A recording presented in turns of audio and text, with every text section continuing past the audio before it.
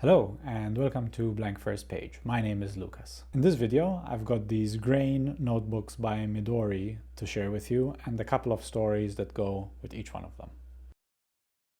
So the brand that makes these, Midori, is probably best known for its Traveler's notebook, which is a very popular notebook. It doesn't fit my style or the needs that I have from a notebook, so I don't have one myself. But they have this beautiful leather that they use, and also the paper that they have in these Traveler's notebooks is fantastic. You can get refills for them, and Midori also make just loose leaf paper kind of notepads that you can rip the paper out of. Anytime I'm in a stationery store that has this Midori paper, I'm always really tempted, but I don't have a use for it. So when I discovered that Midori makes this particular set of notebooks, I just had to have them.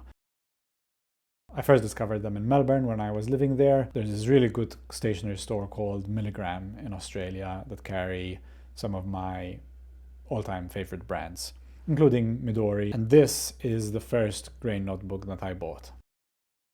These notebooks only come in these two sizes, and you can get them with a brown leather instead of the black like I have here.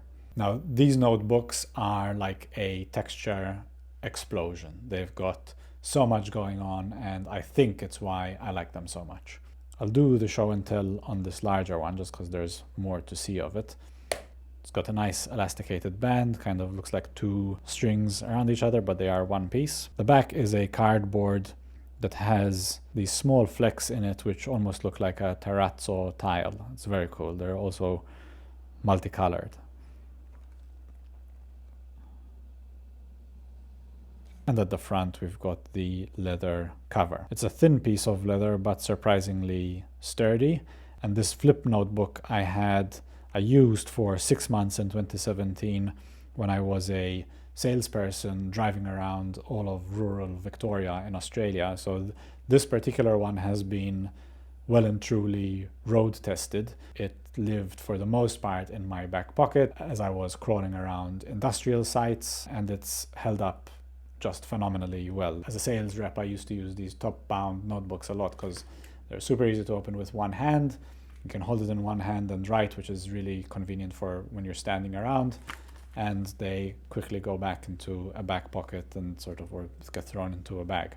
Lovely texture of a leather cover. It's like feeling a designer leather bag almost. The cover feels extremely refined. If leather can be matte in any way, this is what it feels like. It's got a bit of texture on it, but it feels like a very supple leather. It does feel like it is going to do a good job of protecting what's inside, which I have tested. It definitely kept my notes secure in here. You get a front cover to make some notes on. This is when I bought it. I bought it in 2015, didn't get to use it until 2017. And then this is the inside. So each of them are actually half and half. You've got half of the pages are this lined, and they are conveniently kind of roped off into sections with bold lines and dotted lines. The back half is then blank. And one of the features they note on their website is that they intentionally print the lines out to the edge of the paper so you can tell even when the notebook is closed which section you want to go to, whether it's the blank or the lined. I don't have a particular need for a lined versus a blank page, although when I think about it with this one, I could have made use of that. My field was engineering sales, so I often had to make quick sketches and drawings out in the field, and the fact that the lines are printed to the edge, I could have very easily kind of flipped to a blank page versus flip to a lined page depending on what I needed. But I didn't think about it at the time. Obviously I should have read the website. So then the paper itself is of a good weight. There's a color difference between the lined and the blank pages. Midori is a Japanese stationer, and there's something that Japanese paper makers have figured out with being able to have a paper that is light, but yet it still feels like a heavy-duty paper.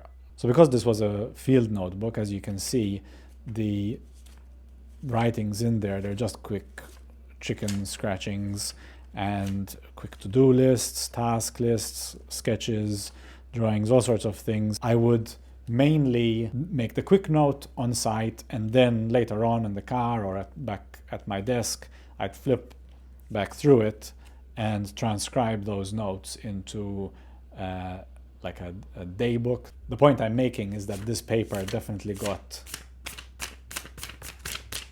used and basically nothing happened to it. So based on the experience of how hardy this notebook was and how hardy the paper was, I think the larger format would be great as like a daily desk notebook, as a work notebook, anything you might need for longer term, something that you're going to open and close a lot, carry around with you a lot. This is going to be a really good contender. The small story I had related to this one is that I purchased this in March 2021 while I was in New Zealand, and I actually bought it from that same stationery I mentioned before, Milligram, which is in Australia. I'd been living in New Zealand at this point for a year and 3 months, had arrived there just in time for everything to shut down because of COVID, and New Zealand does not have any good, at least milligram level stationery stores. I felt so deprived from my stationery and being able to go and browse Milligram and just buy new notebooks every so often that I put in this huge order of notebooks from Milligram, got it shipped to New Zealand, and I have a whole bunch of them which I've marked like this TGSSD, which is the Great Stationery Store Deprivation.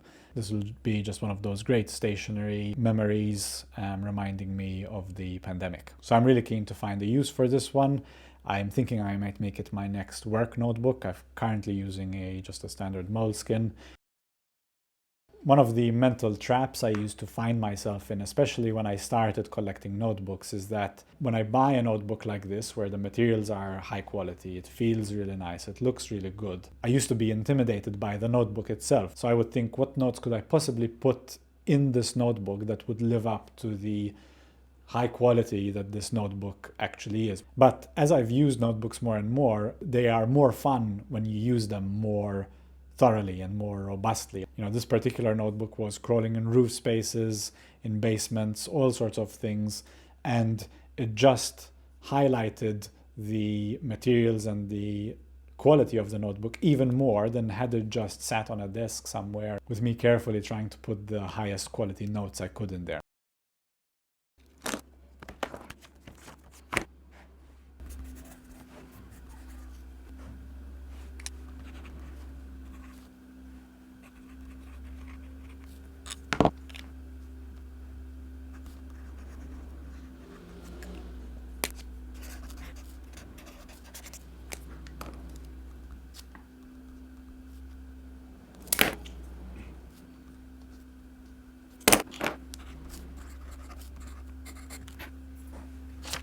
As always, nice variety of pens to try out here.